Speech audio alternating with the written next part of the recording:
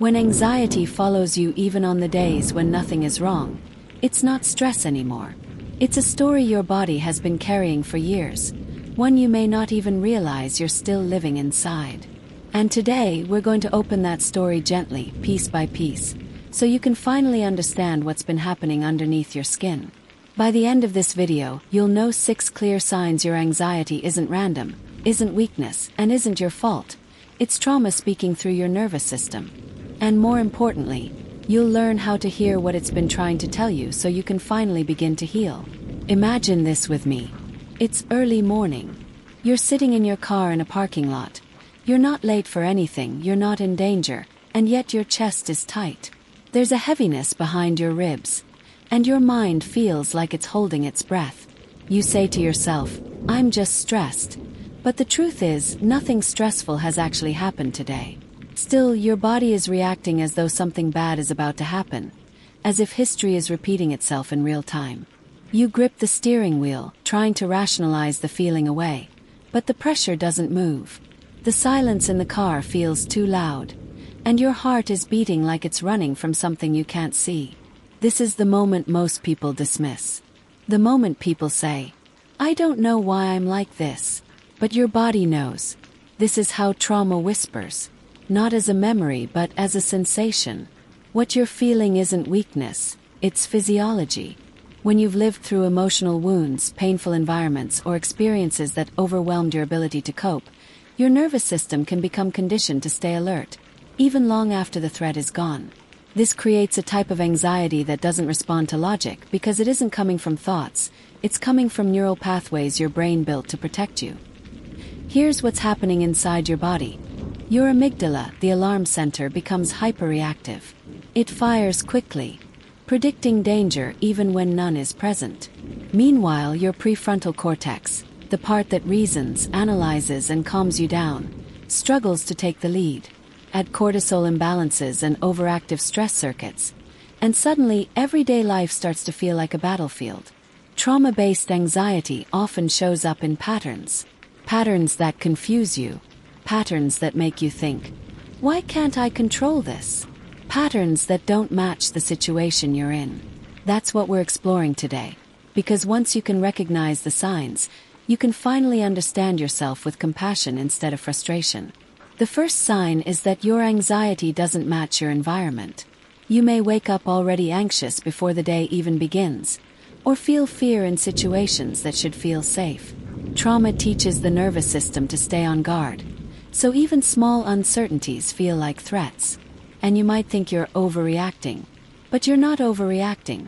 You're responding to the world the way your brain learned to survive earlier in your life. It's like carrying an invisible smoke detector that's a little too sensitive. It goes off at burnt toast, not fire. And instead of blaming the alarm, we need to understand why it needed to become so sensitive in the first place. The second sign is emotional flashbacks. Not always memories, sometimes just feelings. Dread, shame, danger, panic, or the sense that something bad is happening now, even when everything looks normal. These flashbacks trick the body into reliving the emotional weight of past experiences without showing you the images.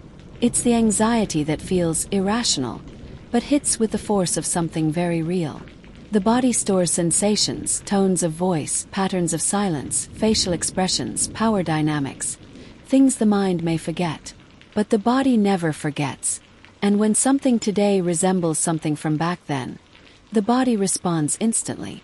The third sign is perfectionism or people-pleasing that feels like survival, not preference, necessity. You feel unsafe disappointing others.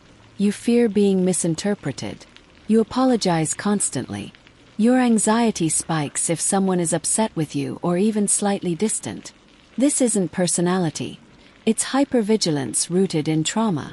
When love or acceptance once felt conditional, your brain learned to monitor every tone, every shift in mood, every pause in conversation as if it were a test you could fail at any moment. So now your anxiety ties your worth to your performance. The fourth sign is shutting down when overwhelmed. Not because you're lazy, not because you don't care, but because your nervous system hits capacity quickly. Trauma-based anxiety often swings between hyperactivation, racing mind, panic, restlessness, and hypoactivation, numbness, exhaustion, brain fog. It's a freeze response, a protective mode your body chooses when it believes action isn't safe. Your energy disappears not because you're unmotivated, but because your body is trying to conserve resources to survive a threat that no longer exists. The fifth sign is that you don't trust calm moments. Stillness makes you uncomfortable. Quiet feels unfamiliar. Peace makes you suspicious. You might find yourself bracing for impact when life seems good, because your body learned that safety is temporary.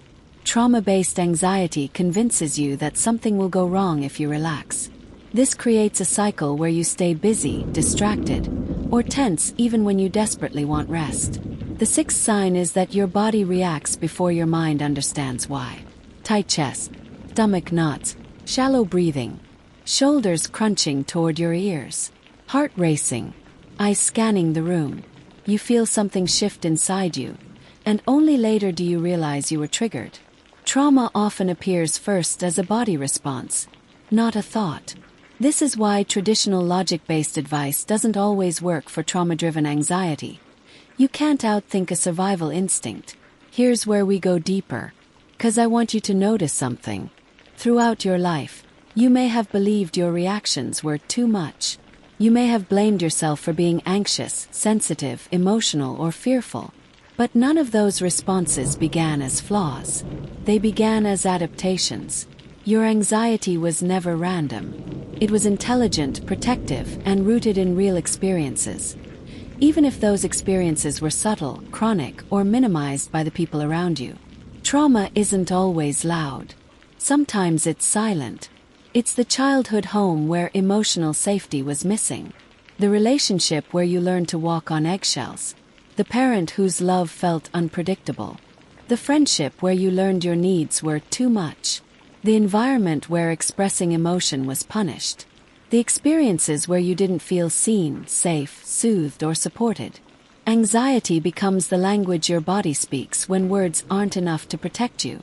Let's go back to the car. You're sitting there, wondering why your chest feels tight again. But imagine something different this time. Instead of assuming something is wrong with you, you place a hand on your chest gently. You take a slow breath. And you say, not out loud but inside yourself, this anxiety comes from somewhere, and I'm willing to listen to it instead of fighting it. Something shifts. That tightness doesn't feel like the enemy anymore.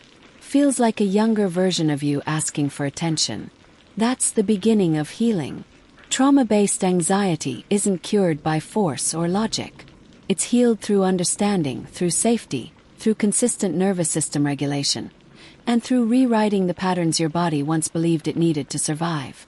So what do you do now, armed with this new understanding? You begin small. Your nervous system responds to repetition, not intensity. You practice grounding when your heart races. You create moments of predictability in your day. You learn how to recognize your triggers with compassion, not shame. You let your body learn what safety feels like again. You permit yourself to rest without earning it. You learn to pause instead of pushing. You validate your reactions instead of judging them. And over time, your brain rewires. The amygdala calms. The prefrontal cortex strengthens. The stress circuits are quiet. You begin to live in the present instead of in the shadows of the past. And here's the truth I want you to take with you. That anxiety you've been fighting hasn't been your enemy. It's been your body's unfinished story. A story that deserves to be heard, understood, and soothed, not silenced. If this video spoke to you, stay with this channel. I create content to help you understand your brain, your emotions, and your patterns with clarity and compassion. And if you'd like more videos like this, deep, narrative, science-based explorations, go ahead and subscribe and stay close. Your healing isn't linear, but you don't have to walk through any of it alone. This is the beginning of understanding yourself and your anxiety in a whole new way.